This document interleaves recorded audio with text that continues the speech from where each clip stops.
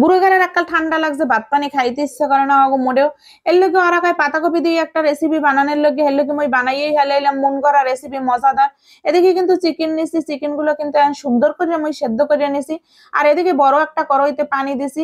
এই পাতাকপিটারে সুন্দর করে একটু সেদ্ধ করে নেবো, হালকা ভাপ দেবো। আর এদিকে চিকেনটাও কিন্তু মোর এককালে ভাজা ভাজা হয়ে গেছে। পাতাকপিটারে এখন আবার উল্টোইয়েও মই সেদ্ধ করতে আছি। আর আলু মই আগেই সেদ্ধ করে রাখছিলাম। প্যানের মধ্যে একটু তেল দিয়ে নিলাম, তেল দিয়ে হালকা একটু পেঁয়াজটা ভাজা ভাজা করে নিমু। আর এদিকে কিন্তু মোর চটকানি এককালি হয়ে গেছে। আর পেঁয়াজের মধ্যে কিন্তু একটু হলুদের গুঁড়ি মরিচের গুঁড়ি দিছি, কালারটা জম্মে সুন্দর দেখানোর লগে। এই যে দেখেন এগুলো মই সব ডালিয়ে দিয়ে এককালে সুন্দর করে লাড়িয়ে চাড়িয়ে উড়েই হেলাইছি। বাড়ির মধ্যে একটু ভালো ফ্লেভারের লগে কিন্তু মই একটু ধনিয়া পাতা কাটিয়ে দিছি, একটু কাঁচামরিচও দিছি। আর এদিকের পাতাকপিটার ছোলাটা কিন্তু মই আস্তে আস্তে সুন্দর করে উড়েই হেলাইতেছি, কারণ সেদ্ধ করলে তো একটু উড়াইতে ভালোই হয়। এখন ওই চিকেন আর আলু এগুলো সুন্দর পাতাকপির মধ্যে দিয়ে এককালে ভাজ টাজ করে দেখেন দি কত সুন্দর সিনে।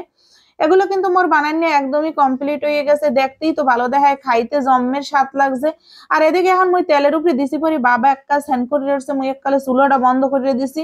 এখন সুন্দর করে এপিট উপিট করে ভাজে নিছি। এইবার এক ফির হইলো বানাইয়ে খাইয়ে দেখেন জম্মের স্বাদ। আল্লাহ হাফেজ।